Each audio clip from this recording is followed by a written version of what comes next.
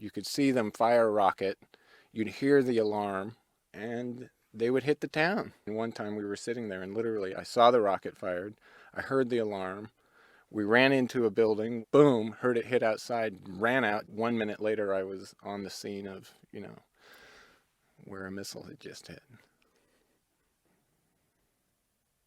The borders to Gaza were closed. There was no way to get in and see for yourself what was going on inside.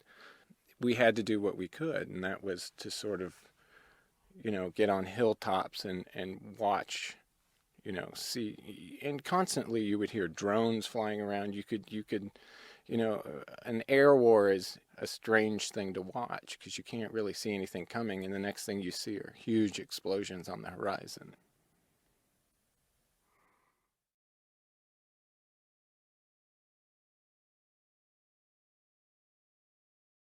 We had already heard the neighborhoods that were the most severely damaged and hit, and we headed for one of them. And this was Tuam, and we were literally driving in the same time everybody was either driving in or walking in back to their neighborhoods to see what was left of their houses. These neighborhoods were completely razed. I mean, I have this picture from the top of a building, and it is just devastated. You really have to focus, and you have to start looking for, the people in the rubble and what are they doing.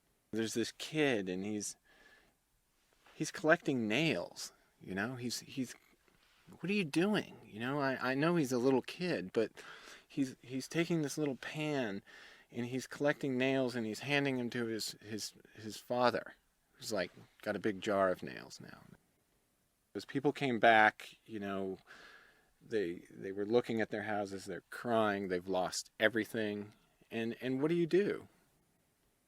That's what I would do. I mean, I would sit down and I would grab a stick and wonder what I'm going to do next. These kids had been left in the house, and these kids laid next to dead or dying family members for 5 days before a Red Cross ambulance could come in and get them. They had this look in their eye, I mean, truly something was not right with them anymore. Weird little things tug at you. Everybody's left this house. It's in absolute ruins, and the dog doesn't even know where to go. He's alive, and he's just sitting there on a piece of the house. He was there at 11 o'clock or whatever it was when I showed up. And he was there at 3 o'clock when I left. I mean, this guy was sitting there, same thing. 11 o'clock in the morning and 3 o'clock when I left, staring at his house. This water tank that had clearly been hit with tank rounds. It ended up looking like this weird monster on the top of this hill looking over this town. I was walking across the edge of the cemetery, and I saw him digging this little tiny hole. And I knew it was a kid, and I sort of looked across the cemetery, and there was a father walking up, and he's holding this little tiny bundle, and it was his baby. When you leave, you think, how is this going to get anybody anywhere?